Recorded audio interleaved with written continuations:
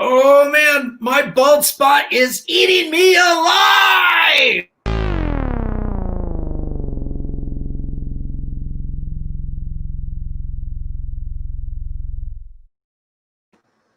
I'm your host, Daniel Crosier, and this is COFOH Live Undead, and I am privileged to have the amazing Jeffrey Reddick. Oh my God, Final Destination, holy shit! But first...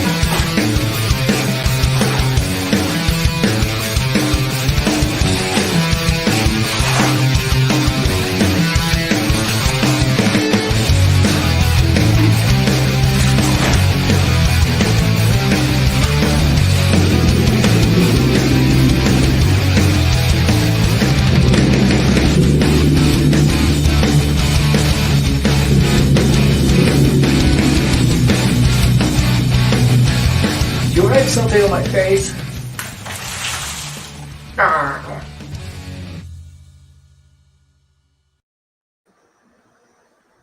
Oh, Jeffrey. Hey, how are you? How are you? It wasn't as exciting as getting like things splashed all over me and monster suit, but how are you? I'm good. Thanks so much for coming on to the show. Oh man. Thanks for having me. Yeah. Jeffrey, you've got this amazing new movie, that just came out. It's available on Amazon. Don't Look Back. Wow, you have been a busy guy. Yeah, no, it's my first time directing a feature, and I'm really excited we got it, finished and out, and the response has been really good. So it's it's just exciting. It's exciting. A good way to end the year. Yeah, most definitely. Now, Jeffrey, a lot of people know you as the creator, the writer behind, Final Destination, but I mean, you have written and have started directing, your shorts, and now your first feature, Don't Look Back. Can you tell us a little bit about where you came from and how you got into filmmaking? Yeah, absolutely. I, grew up in Eastern Kentucky. So I like to, say I was definitely living the coal miner's daughter story. We were poor, but we had love. And, from a young age, I just always loved horror films. I used to watch them with my best friends, Tony and Calvin.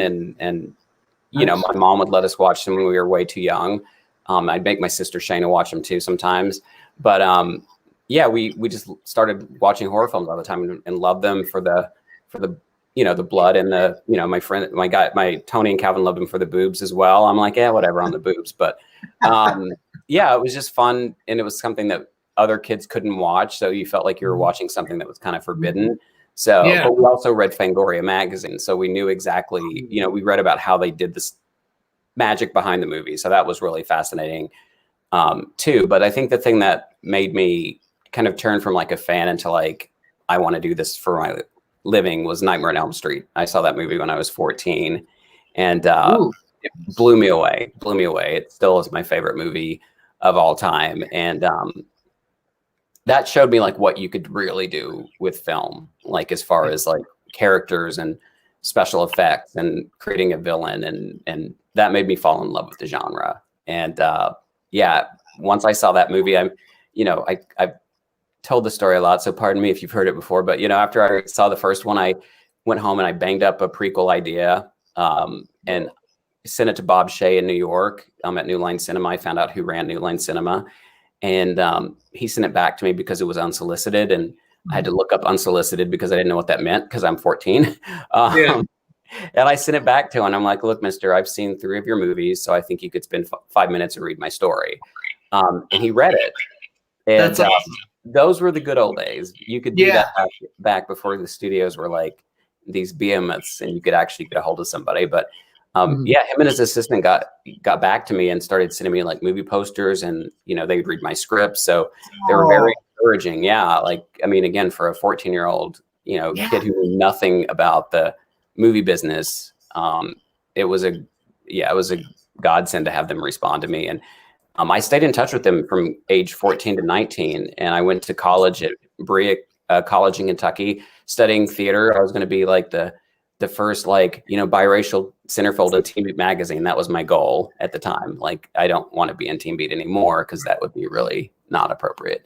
And I went to the American Academy of Dramatic Arts in New York to study theater for the summer in 91. And I got an internship at New Line and got an acting agent and just was like, oh, you know, I'm doing this. So I started at New Line and interned there and worked there for 11 years. And, you know, they eventually made Final Destination. You know, they picked it up in 97, my treatment. And then, you know, I wrote the first draft and then they went out with it. And yeah, the rest is, you know, history. So yeah, that's amazing. It's, yeah, I find it so encouraging that, you know, that somebody in the industry would, you know, take, you know, young Jeffrey under their wing and you know, kind of, you know, show him the ropes, so to speak. You know, that's awesome. You know,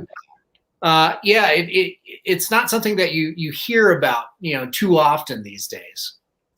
Yeah, and you know, again, I think it was a perfect because New Line was known as the house that Freddie built. You know that Freddie Nightmare on Elm Street kind of turned it into like a major player.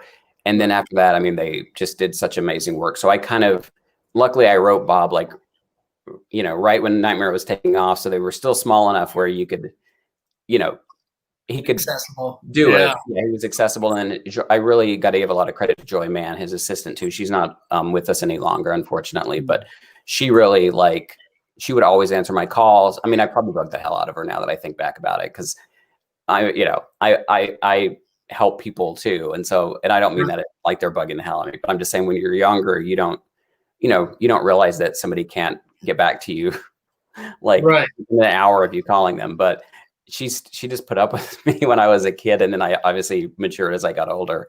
But yeah, it's you know, it's just amazing that, you know, there are people out there that still do that. And I try to do that as much as I can too. Like I don't have a big company or anything like that, but it's just me and my cat who is not very good at like reception stuff. So it's pretty much all just me. I mean, I have an agent manager, but as far as like, you know, the helping stuff, it's, you know. Yeah.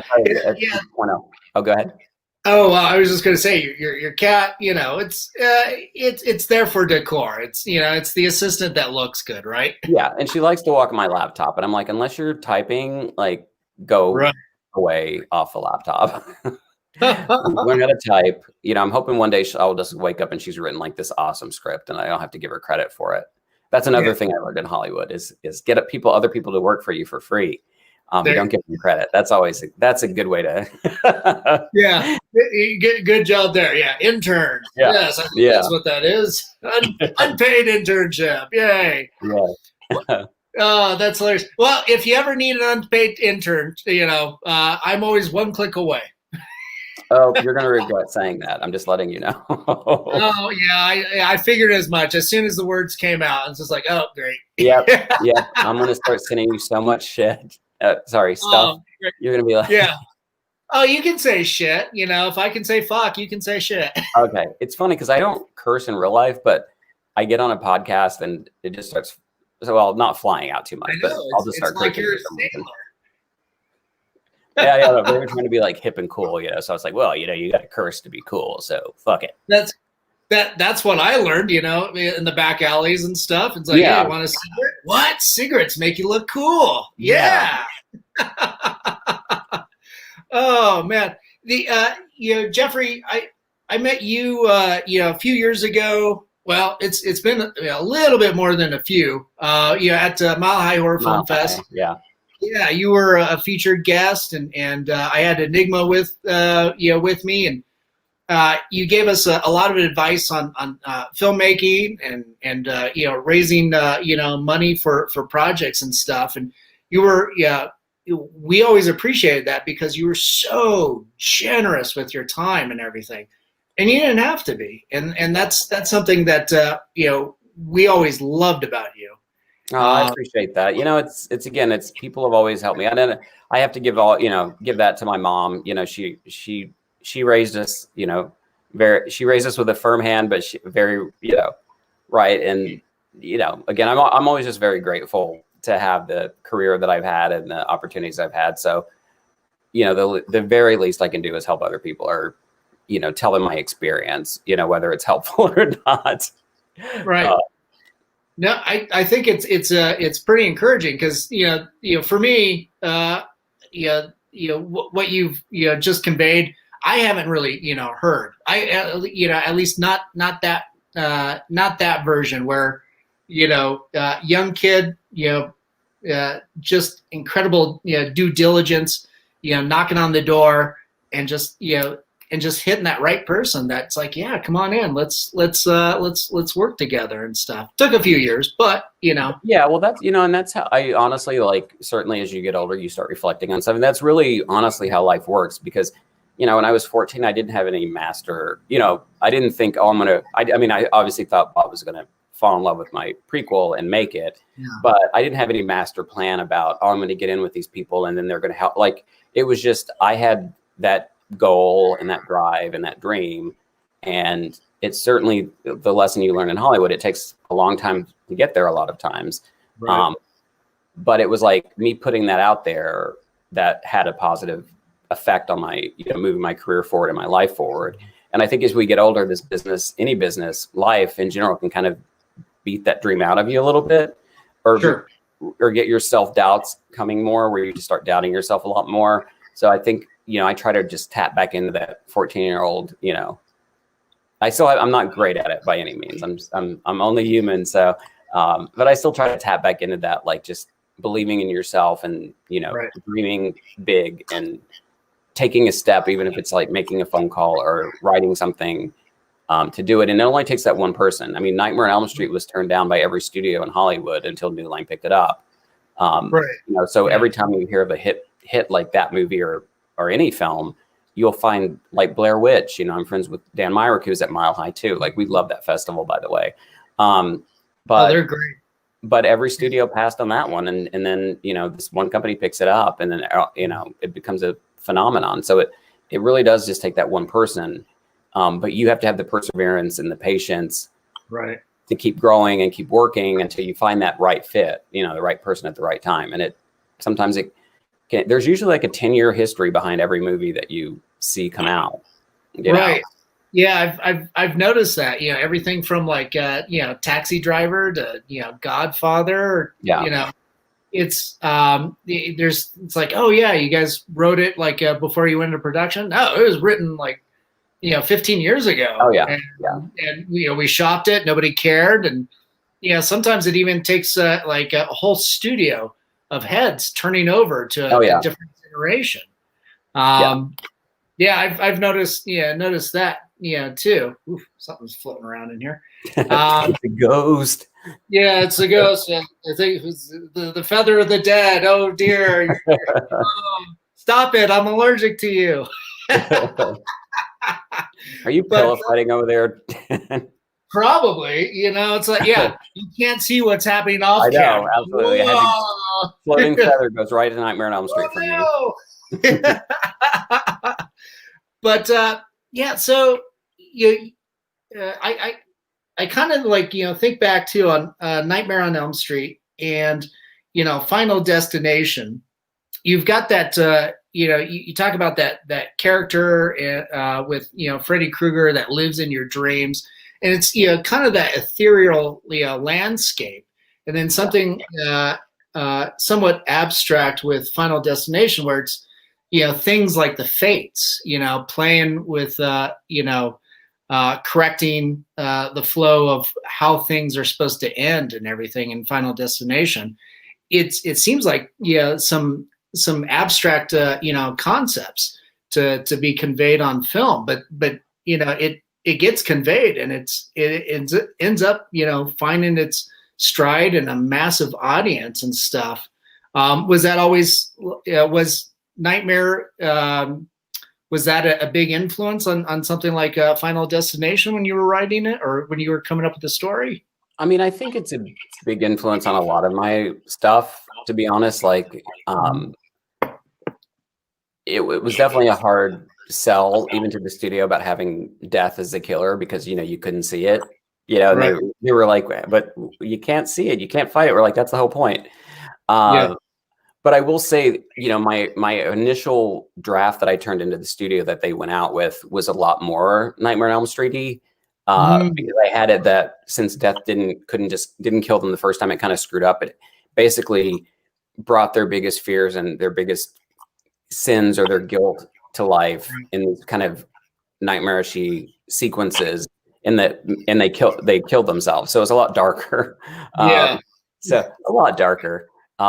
So, you know, I think that not showing death was great because it allowed us to kind of transcend cultures. So you didn't have to have a certain religious belief or cultural belief to have the film work. But I think one thing that James Wong and Glenn Morgan did really well when they came on is they came up with the Rube Goldberg device where death was kind of all around us. So they stripped the kind of Nightmare on Elm Street stuff out and created this kind of Rube Goldberg thing, which I think actually really helped the film. I think it helped it expand beyond a horror audience, a traditional horror audience, because my take was, I still, you know, love it, but it was just dark, you know, and very, very, very horror specific, and gruesome and suicides, which is pretty heavy. So I think the Rube Goldberg thing added a whole level of like lightness to it, and also made sure that, you know, it's like, oh my God, if something falls over, death's starting its plan. Right. So I think that they brought a level of humor and to it, and I think that take on how death worked really helped the film, you know, find the wide audience that it found. Nice. Yeah, I see. You know, when you watch your new film, you know, Don't Look Back, you know, you see a lot of, you know, similarities in you know, concepts. You know, one being in this film karma, which plays out, you know, really heavily. So so I was like, oh wow, you know, it's nice to see that progression from, you know, where you wrote Final Destination as the story, you know, to, you know, lensing, you know, your own original story with Don't Look Back. Yeah, obviously with you know, taking the director's chair, big difference. Much more hats you have to wear, and longer nights, I'd imagine too. Yeah, it was a great experience. It was also a huge learning experience because you know, I kind of joke about it now, but I'd been on so many sets before and, you know, sat with directors and watched them and stuff that, you know, I was like, oh, this is, you know, not easy. I didn't think it was easy, but I didn't quite, it's just it's a completely different world. You know, because you also think, oh, well, if I direct my own script, it's going to be just like what I wrote on the page. You know, you'll read some scripts like James Cameron, you know, you read his Alien script and it looks like the movie that you envision in your head when you read it. I don't know if it's because you've seen the movie, but it just feels like it. So, but of course, you know, he has like $100 million budgets or $200 million budgets. And when you're doing your own film, you go, oh, this is why we have to do this differently. It's because it doesn't translate thematically. We don't have the locations. We don't have the budget for this. And then you have to start like really thinking on your feet a lot. So it was really fun. It was, you know, I had a great team around me. It was exhausting. Yeah. Like you don't get much sleep. Like you're first thing there in the morning and the crew does, you know, the takedown crew leaves after you. But by the time you get home and you talk to your DP and first AD about like the next day, what you're doing, you sleep for a few hours and then you're back up again. So no rest for the wicked, so to speak. No rest for the wicked. Yeah, I've heard it explained to me a couple times that you know, when you make a movie, you're essentially making three different films. The script is one film. You know, what you shoot is one film, and what you edit is a third completely different film. Absolutely, it really, and that's true. And as a writer, a lot of times, again, because you picture the movie in your head when you write it. So when the movie comes out, a lot of times you're like, I don't understand why it's not exactly. And then once you direct, you're like, oh, I get it. I totally. It's very, very true because there's the movie that you envisioned, which is like limitless based on your imagination. There's a movie that you shoot, which is kind of takes into account the realities of like how much you have, how much money you have and what you can shoot. And then there's a movie you edit, which is like, okay, well, we got everything that we wanted from the script, but what do we need? And yeah, how do we tell this story? So, right. Yeah, so it was a phenomenal learning experience. And, I did pick something for the first film that was like not straight up horror, but more of like a mystery. So you don't know if it's a killer, which they obviously tell you not to do in genres. They're like, don't mix genres up, but this is kind of like a mystery thriller and potentially supernatural movie. Right. So yeah, it was an interesting balancing act to try to walk it from shooting it to editing it, and then putting all the other elements, working with the sound designer and the colorist and the special effects team. It is like making 3 separate movies. And I think I've met directors who have short circuited the track because they just directed so much that they shoot to like edit because they already know how the movie is going to look in their head. I meet those people. I'm like, you're like a mad genius. I don't know how, because you can storyboard and plot out a movie, but I've met some directors, the director on the call, like he knows, he's just got the movie like in his head. So he'll just go in and be like, I just need this shot. We'll do 2 of these, but it's really fast because he just has a movie in his head already. Yeah. That's phenomenal when you're able to work with people like that. I've worked with DPs that are like that. If you're directing, sometimes you don't always have the clearest grasp, but it's nice to surround yourself with an amazing team that can offer up solutions, on the spot. And I definitely had that with this one because it was a pretty, like we only changed one scene for budget reasons. The opening was originally going to involve a car crash, and we changed that to the opening that we have now. And I wrote that when we were doing pre-production, just because I'm like, if we did a car crash, it would not look good.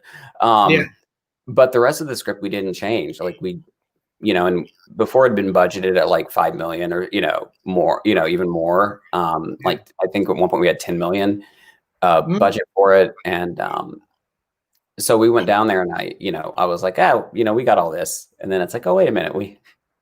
There's certain things we can't do because we don't have enough people. It's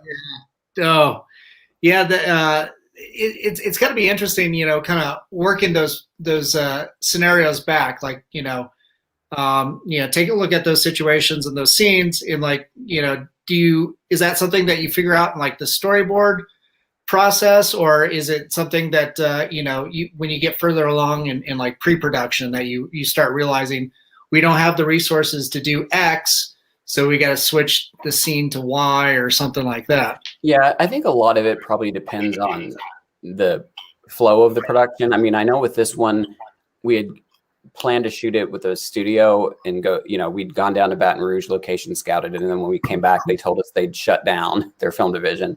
So we decided, my producer Andrew Vandenhouten and Andy Steinman and another producer decided we're just going to do it ourselves, because we'd already spent like 6 months of our lives like planning for it. So I storyboarded the movie based on the locations that we had picked for the location scout.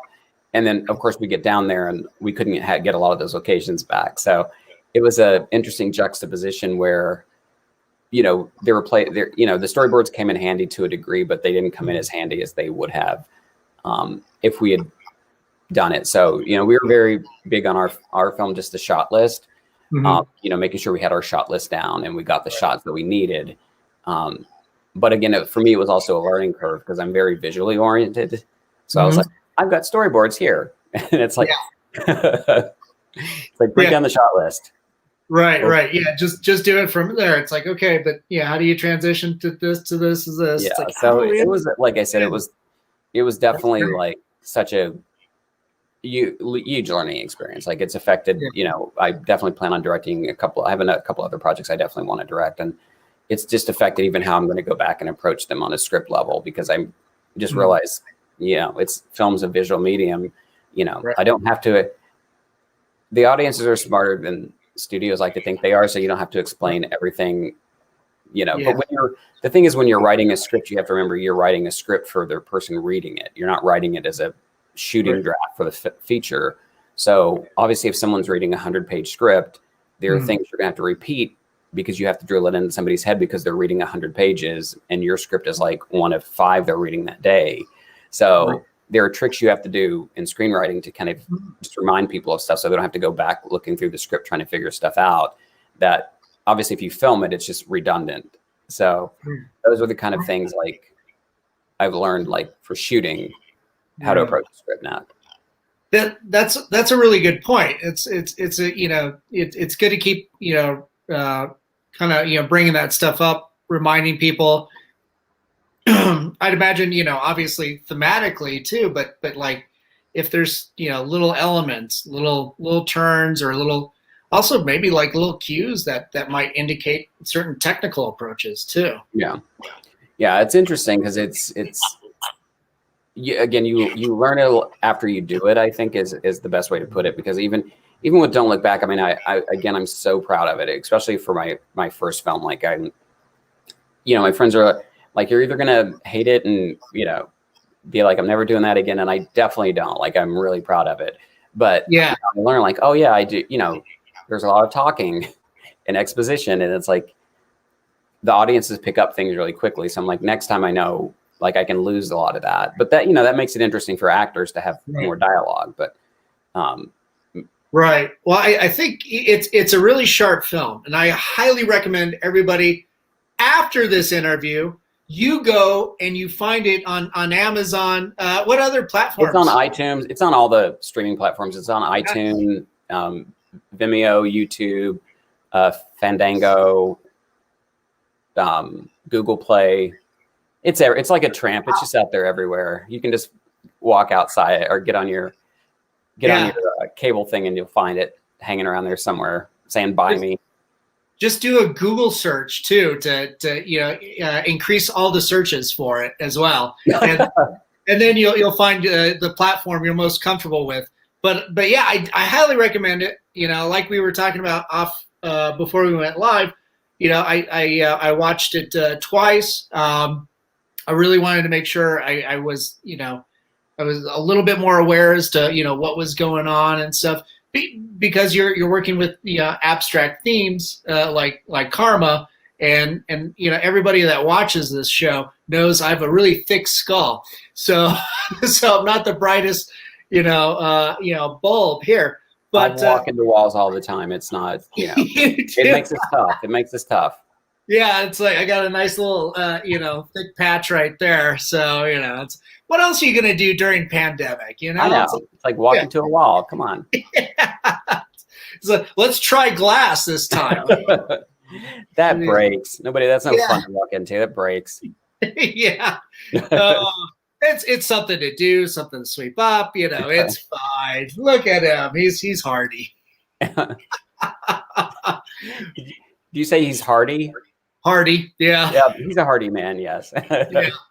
He's fine. You know, once he stops bleeding, you know, he'll be okay. He'll be okay. Oh, geez. But yeah, it's yeah, I really like too, like, you know, how the film opens up. You know, it does, and I you know, hopefully I'm not giving too much away by saying, you know, you're coming from a a nice social issue that I don't think really gets too much light of the day. If something bad is happening, people don't readily intervene, and which obviously, you know, alludes to some karmatic, you know, experiences in the film. But it's like, yeah, that's a real problem. I remember hearing, I think it was in the 1970s. Kitty Genovese. What's that? Kitty Genovese. It was that the woman in the apartment complex. Yes. Yep, that's exactly. Yeah. Sorry, I didn't mean to cut you off, but that's the story. That's the story that stuck with me. You know, thinking about this. Yeah.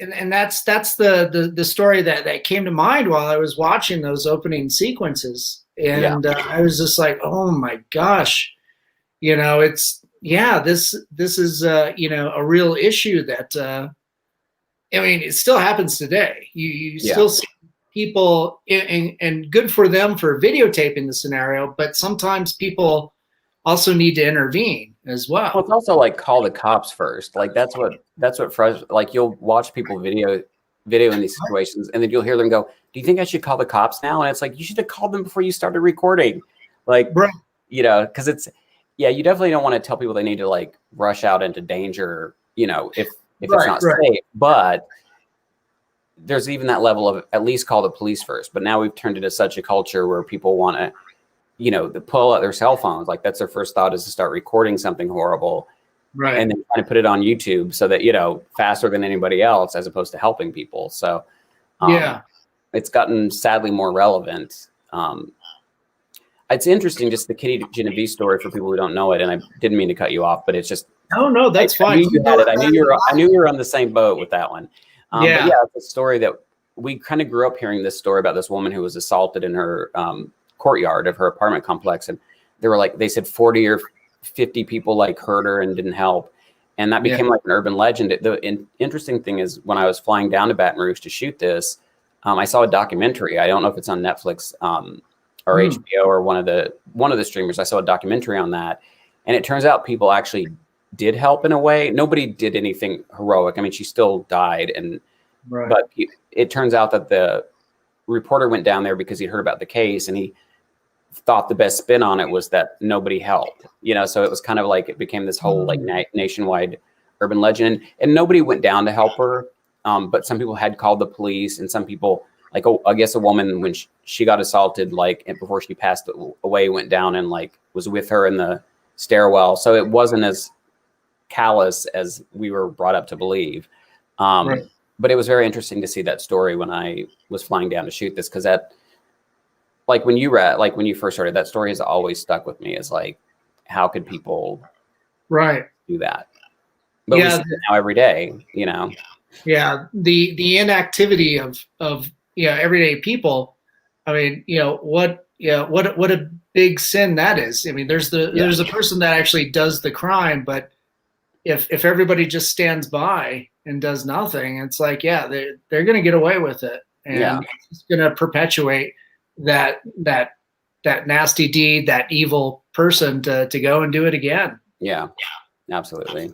Yeah, and it's so appropriate for the time too that we live in, with not only the pandemic and Black Lives Matter, protesting police violence and so many more injustices that during this time, the cracks in the system really do get brought to light because more people are able to pay attention and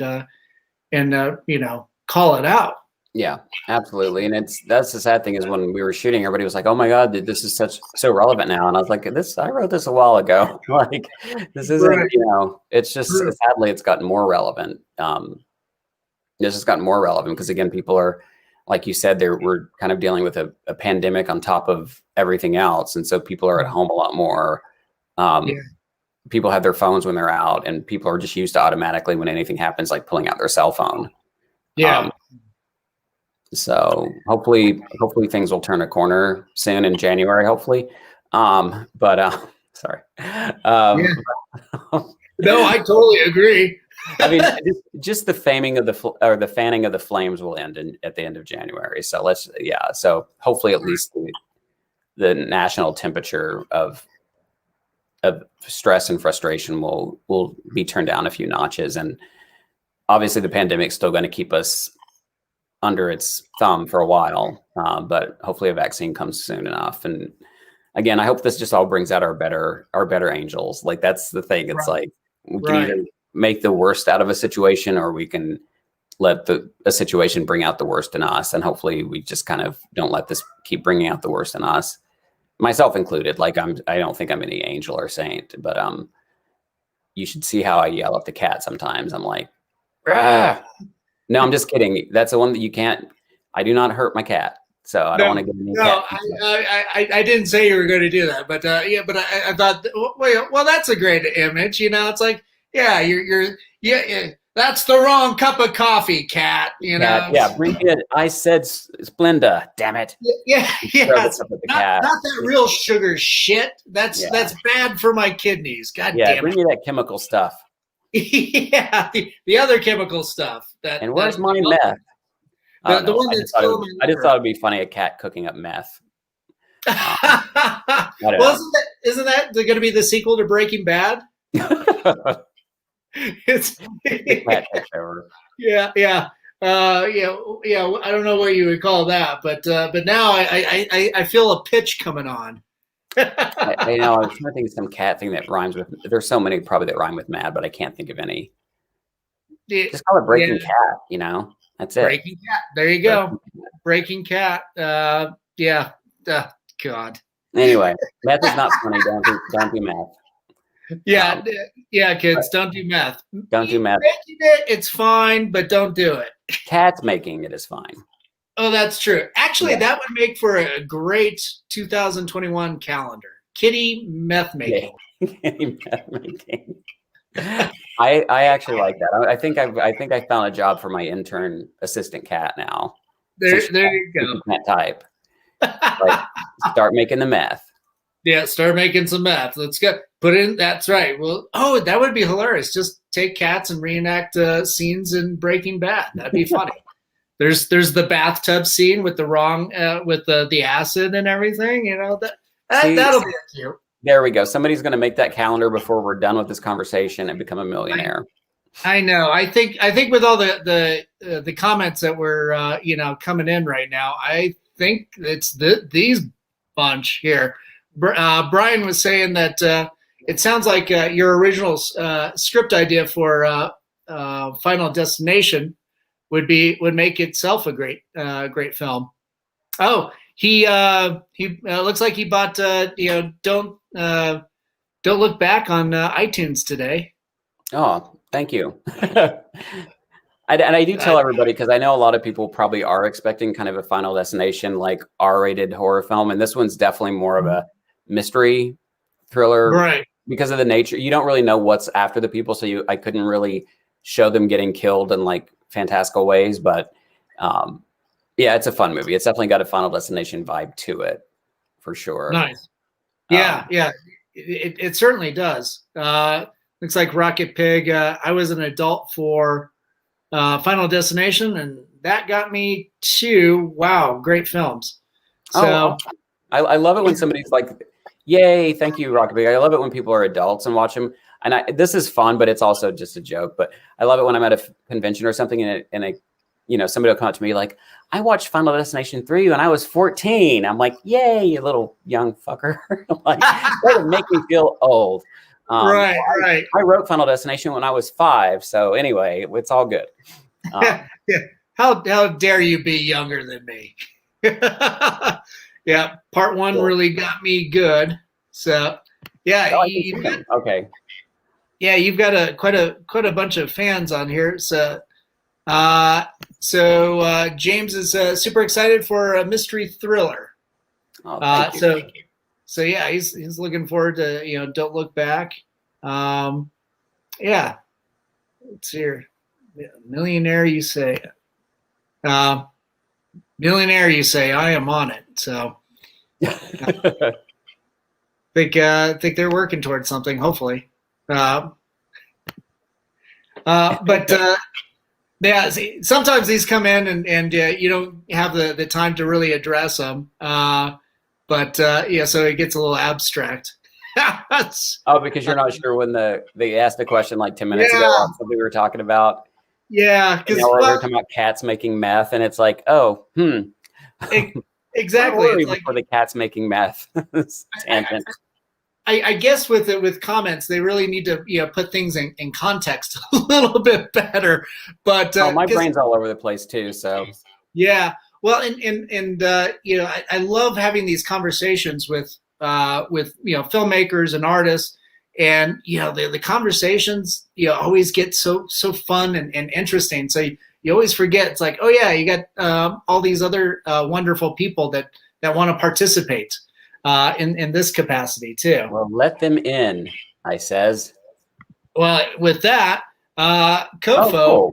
I watched Dead Awake premiere in Georgetown. Oh, that's awesome. Yeah, tell us a little bit more about Dead Awake. I think that's one of your works that I'm just not as familiar with. How dare you? I'm piece of dare shit. You didn't watch my whole library of some good and some bad films? How dare you? Dead Awake is a good one. It's about sleep paralysis. Yeah, it's about these twin sisters who've had an estranged relationship, and one of them has been suffering sleep paralysis. Oh, there's the cat. Notice she's not typing, and she's not making any meth. She's just kind of loitering. So come on, can't even loiter right.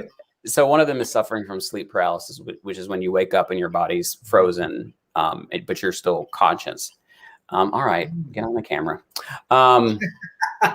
And one of the twin sisters dies from it. And since they're twins, the other sister senses it, but everybody thinks that her sister just died of natural causes. So she starts investigating sleep paralysis, and it's basically a horror film where the night hag of sleep paralysis starts coming after victims, and they have to figure out a way to stop it. Oof. Yeah,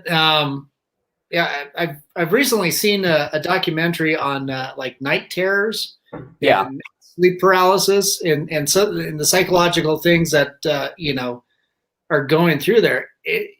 It's a real thing, and it's terrifying as shit. Yeah, it's funny because I've only had sleep paralysis a couple times, but not the crazy, seeing things kind of thing. Because I can lucid dream, so I kind of know when I'm in a dream state. So I don't have I get the medical thing behind sleep paralysis is when you wake up when your body's frozen because it hasn't snapped over to being awake, because your brain shuts down your body at night so you don't act out your dreams. When you wake up and your body's paralyzed, your brain automatically goes into like survival mode. So it starts flooding your, all of your senses with like, chemicals and stuff like that. And so that's when people they'll hear things and they'll see things. It's like being on meth, I guess. I'm going to just let the meth line go because it's just not very funny. And it's a real tragedy. Some of the other drugs, there's more fun. Like, pot's pretty harmless. And then, cocaine, that gets things done. Yeah. It feels so 80s. Like when I hear people are doing coke about them, I'm like, is that still a thing? I guess, but whatever. Drugs are always going to be a thing until they're not. So, right.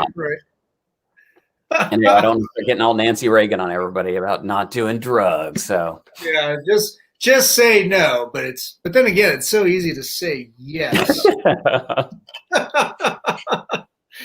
It's just as many syllables. Yes. See, you said yes. Yes, I laughed.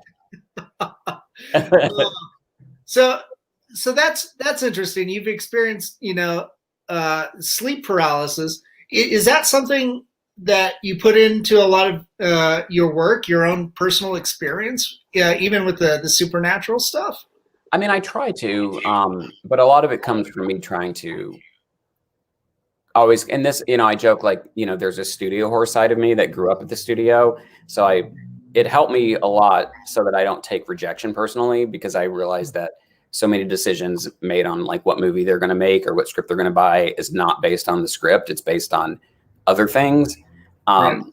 But working in the studio, it's always what's an idea that's going to appeal to people, not the most people in a generic way, but everybody's afraid of death. A lot of people sleep. So that's why Nightmare on Elm Street, it's just a great movie and a great concept, but everybody falls asleep. So you try to come up with, I think if you look at successful films or successful TV shows, at least the characters are either people that we can all relate to, or they're dealing with a situation that we can all relate to. And since we're all human, there's so much stuff that we can all relate to. But for me, it's always trying to find that relatability, but maybe a new angle on it. So for instance, sleep paralysis, a producer, Wendy Rhodes, and James Gibb brought the concept to me about sleep paralysis. And then of course you start researching it, you realize there's a whole world out there. So much research on it. So, it's great to find a concept like that where you can dig into research and just kind of come up with a story that's different, you know. Yeah, yeah. I obviously I haven't seen Dead Awake, but with like something like Final Destination. What else haven't you seen there, Daniel? While we're I haven't let me seen put a you on the lot spot. Let me put you on the spot. What haven't you seen of mine? of What other yours. stuff? Yeah, what other stuff? I've seen the Final Destination. I've seen was it the Final Wish? Have you seen Tamara? I saw Tamara a long time ago. Okay, that one you should watch again. That's a fun one. Yeah, yeah.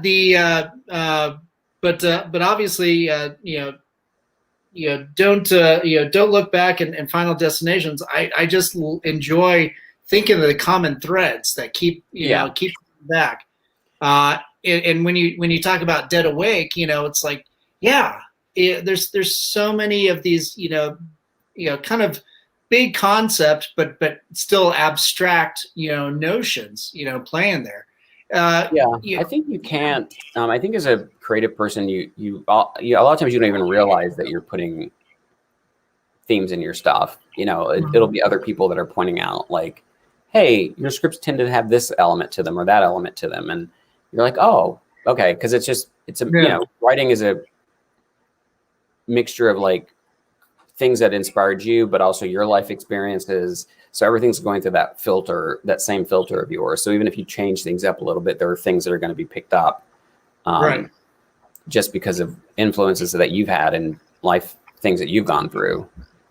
Like, it's so funny because in all my scripts, I have to like consciously, because I'm a big mama's boy. Like, my mom was amazing, and she left our dad for like cheating on her way back in the early days when you did not leave your husband. So I realized like, oh, all my scripts have shitty dads in them. Like I need to make an effort because there are some really good dads in the world. I need to make an effort to like put those, make sure that I represent those people in my work because, you can't let your life experiences like taint everything that you write.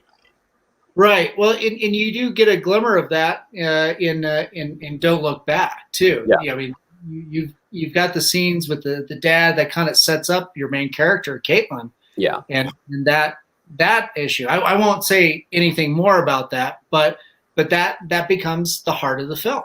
Yeah. Yeah, absolutely. So. Yeah. So I totally understand that, but yeah, it's there again. You're drawing on, I suspect you're drawing on your experiences with, since dad wasn't around, and good on mom for being so able to take you out of that situation, I suppose. Yeah, no, I always, she would always get a Mother's and a Father's Day call from me and my sister. So, she was an amazing woman. So, that's awesome. And your sister, she's always been very supportive of you too. Yeah. My sister's like the complete opposite of me. Like she joined the military. Oh, wow. Oh yeah. Nice. She's beautiful, but she's just like a badass. Like we were the kind of kids that growing up, like I would joke my way out of trouble in situations and my sister would just punch her way out of them.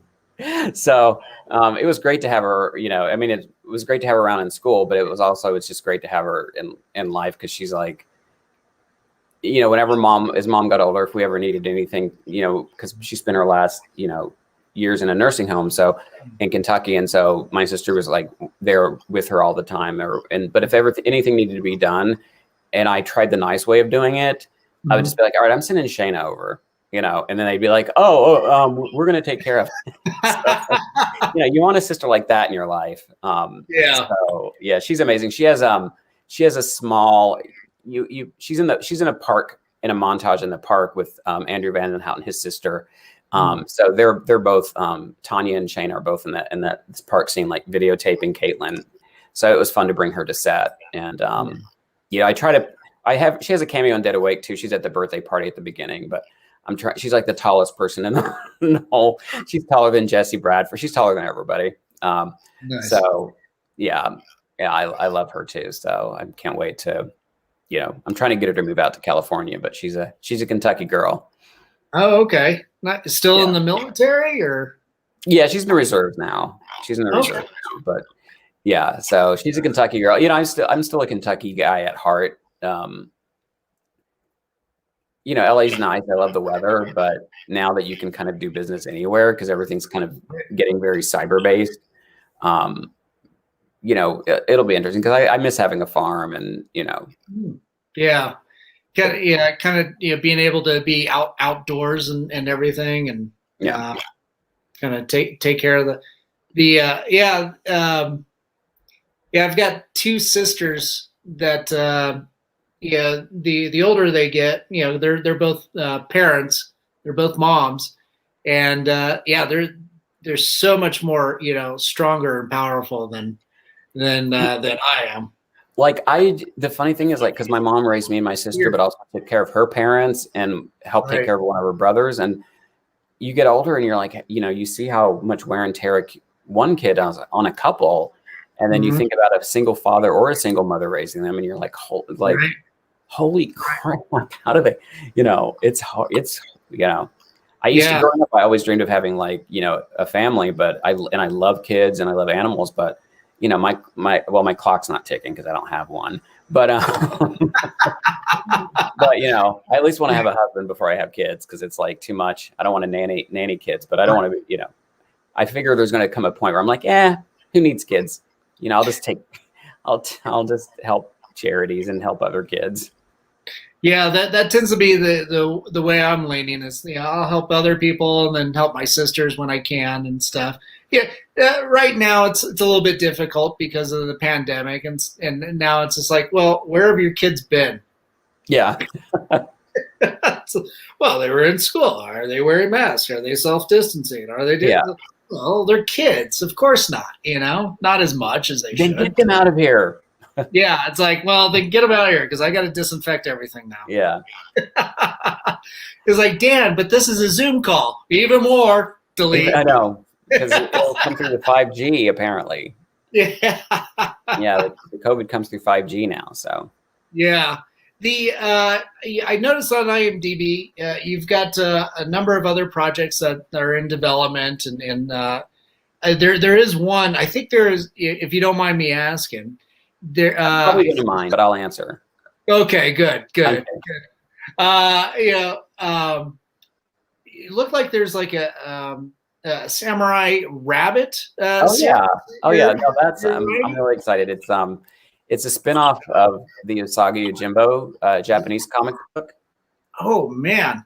Yeah. So I'm working on that with a great group of writers and animators, and it's going to be on Netflix. I'm not sure exactly when it's coming out yet, but we're like knee deep in it, and it's just been so much fun to write. Again, it's a different creative muscle, writing like animation, and I've just had so much fun doing it. And it really, the people involved, it's Gaumont TV and Netflix, and the showrunners are Doug and Candy Langsdale, who've worked on a lot of great stuff, including like the Kung Fu Panda animation show, and they're just wonderful people. So it's just a fun world of, I don't get to murder people like I used to, but darn it. But it's so much fun. That's cool. That's such an exciting new beast to try and tackle. Yeah. And I'm doing another animated series with Netflix hopefully they'll announce pretty soon. And I'm teaming up with I'm doing a couple more animated things pretty soon. So it's definitely it's a whole new world. I feel like I should break into a Disney song, A Whole New World, but it's just been so much fun because you get to write some spooky stuff, but I still like, I do like comedy. I'm never going to, I always feel like I have to stake my flag. I'm never going to quit doing horror because I love it. So I could do horror for the rest of my life and be happy. But it is fun to like get into this creative, different space and, Yeah, most definitely. Stretch those creative muscles. Yeah, they don't let you make as many poop jokes as you think. You think it's kid stuff. Just make poop and fart jokes, and you're like, you have a kid show. It's like, wait, no, that's not what makes a kid show. I'm like, what? You have to be smarter than that. Yeah, that's pretty much my life is poop and fart jokes. Yeah, Yeah, I mean, my highlight is literally the meth making cat. So that's about as clever as I get. It does have a litter box. Yeah, it does. Oh, it does. Yes, so many tools right there already. It's like, oh, this writes itself. I know. I don't need the cat to write a script now. I just have to film the cat. Yeah, just do something, cat. That's right. That's right. Oh, he's buckering. There he goes. All right, now we gotta do the litter box. All right. Oh dear. Oh man. So yeah, I'm really excited about the animated. I'm very excited for that to come out. For some reason, I had it in my head it wasn't coming out. Till one of the other project that I can't talk about yet is coming out on Halloween of this year. But I originally thought it was next year, 2022. So I was like, man, it takes a long time to do animation. And I just found out like a week ago that it's coming out this Halloween. I was like, oh, okay, cool. That's better than what I was thinking. Right. Oh, that's cool. Yeah, Jeffrey, I'm so excited for you. You got so many awesome things going on. You got this amazing film. Don't Look Back, and it's so incredible to watch all the cool shit that you're into. Well, I thank you, and again, I have to really take a moment because this is so true. It's like to thank people like you, because again, like we had a great conversation at Mile High, and just talking to people about the business is fun, but also seeing other people working hard is very inspiring. And also, just fans out there, I never forget, like I would not have a career if it wasn't for the fans, I can make movies all day. Well, I couldn't make them, but if I could make movies all day, I had one time I had a argument with one of my old managers. Don't ever try to figure out who it is because you won't. But they were saying just write a script and we can sell it. And I'm like, I don't want to just sell a script. I want to make a movie. Like I'm doing this to make movies. And this manager was like, well, I have 20 clients who are millionaires and they've never had a movie made. I'm like, well, I'd rather not be a millionaire and have a movie made than be a millionaire with no movies made. And now I'm thinking, well, I'd rather be a multimillionaire with movies made. But that was the whole thing about like art versus commerce. But it's like, for me, it's like, it makes me so happy. Like if somebody comes up to me and they're like, oh, I can't drive behind a log truck. I'm like, okay, sorry. I'm not happy I traumatized people, but it's just happy to, you're happy to know that something you've done is appreciated by people.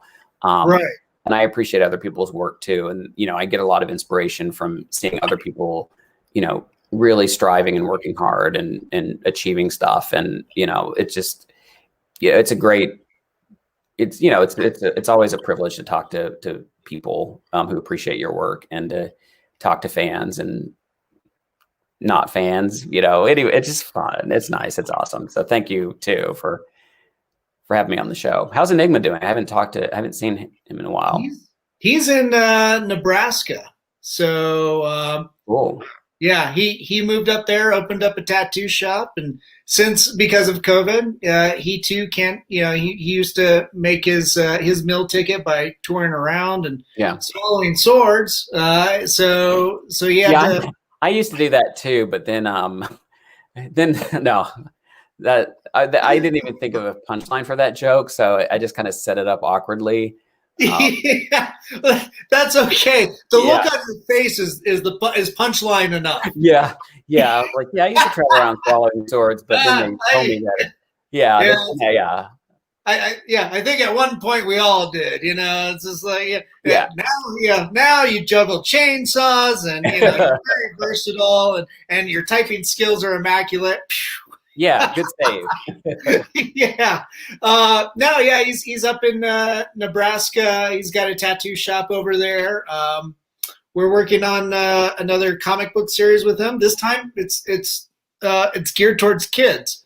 So it's interesting writing an R-rated person to be accessible to kids. Yeah. It's funny because that's, the stuff that I'm working on, it certainly was never R-rated, but it's like, you just take out certain elements of stuff. And again, it's all about the human part of the story. I mean, for Enigma, I mean, he's such a nice, warm-hearted person, Yes. And, you would just see him covered in tattoos and you just project all this, like, oh, he's going to be scary or, or this, and then you talk to him, he's like the nicest. But this is the same thing with horror people, you know, writers and directors. People meet me and they're like, "We thought you'd be a lot creepier." I'm like, wait till dark. You know, I don't know what to say.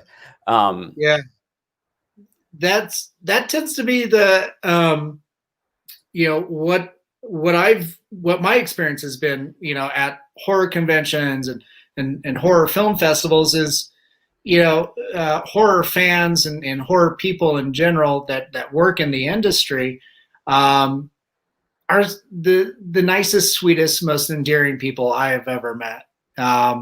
You know, they're passionate about the genre. You know, they're passionate to, you know, to support you and to support whatever, you know, you're doing and everything.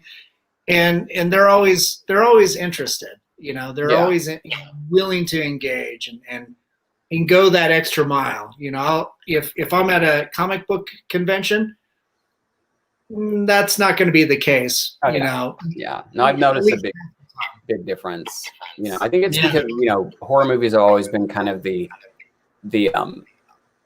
genre that's makes money and people make them, but it hasn't earned the respect level of other genres in a way. So it's kind of like the outcast of the movie industry. Right. And, you know, I think that, you know, horror fans have always been like, why do you watch that stuff? You know?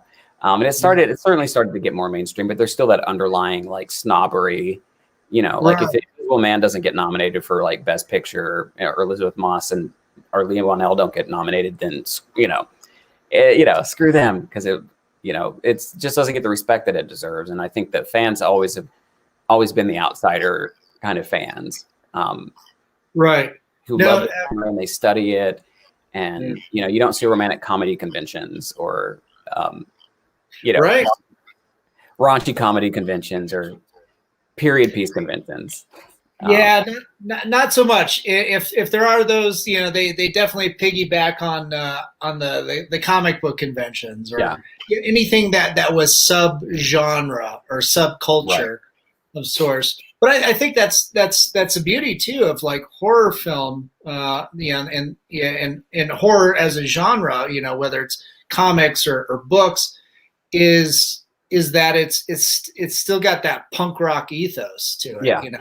It's got that edginess, you know, urban feel. That's you know, absolutely, you know, endearing. And then, you know, you'll occasionally have, you know, I wouldn't call them outliers by any means, but you'll have stuff like Silence of the Lambs that does win Best Picture, and it is, you know, I mean, it is a slasher flick. It's a horror movie, absolutely. Yeah. But it's just really well mastered and put together, and speaks, you know, to a larger audience. But I think horror films in general speak to any audience and every audience. You know, it's one of those genres that can house, you know, any mode. You know, the horror comedy is incredibly universal. You know, all the way back to like Abbott and Costello to. I know. I used to watch those movies growing up. I love them. I can't believe they haven't done them. I do this on interviews sometimes because I saw Tucker and Dale versus Evil, and I love that movie. And I'm like, that guy should make Tucker and Dale like the modern day Abbott and Costello. Just put them in a different genre. And I don't know why he doesn't. I've said it enough on the interviews and on the internet. I don't know why somebody hasn't told him and he hasn't done it. But they're so funny together. Like, they should just make them into like the new Abbott and Costello.